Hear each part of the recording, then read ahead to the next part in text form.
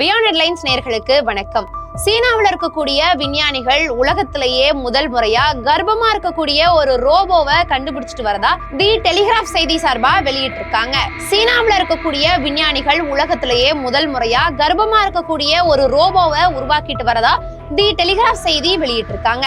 இந்த தொழில்நுட்பம் மனித கர்ப்பத்தையே பிரதிபலிக்கக்கூடிய அதே வகையில தான் உருவாக்கப்பட்டிருப்பதா விஞ்ஞானிகள் சார்பா சொல்லியிருக்காங்க. கரு ஒரு செயற்கை கருப்பையில் வளரும் என்றும் ஒரு குழாய் மூலமாக ஊட்டச்சத்துக்களை பெறும் என்றும் தெரிவிக்கப்பட்டிருக்கு. குவாங்சோவை சேர்ந்த கைவா டெக்னாலஜி நிறுவனம் தான் இந்த ரோபோவை உருவாக்கிட்டு வராங்க. இதற்கு சிங்கப்பூரினுடைய நன்யாங் தொழில்நுட்ப பல்கலைக்கழக விஞ்ஞானி டாக்டர் ஜாங் கிஃபெங் தலைமை தாங்குறாரு. இந்த தொழில்நுட்பம் வெற்றிகரமாக அமைந்தால் குழந்தை இல்லாமல் இருக்கக்கூடிய பலருக்கும் இது உதவியாக இருக்கும் அப்படிங்கிற விஷயத்தையும் விஞ்ஞானிகள் சொல்லியிருக்காங்க. டாக்டர் ஜாங் இந்த தொழில்நுட்பமானது முடிவடையக்கூடிய நிலையில இருக்கு அப்படின்னும் 2026ஆம் ஆண்டுல இதனுடைய முதல் மாதிரி வெளியிடப்படும் அப்படிங்கிறதையும் சொல்லியிருக்காரு. இதனுடைய மதிப்பு அப்படிங்கிறது 14,000 அமெரிக்க டாலராக இருக்கும் என்பதும் கணிக்கப்பட்டிருக்கு. இந்த தொழில்நுட்பமானது தாய் குழந்தையின் பிணைப்பு மாதிரியான பல்வேறு விஷயங்கள் தொடர்பா கவலைகளை எழுப்பியிருக்கு.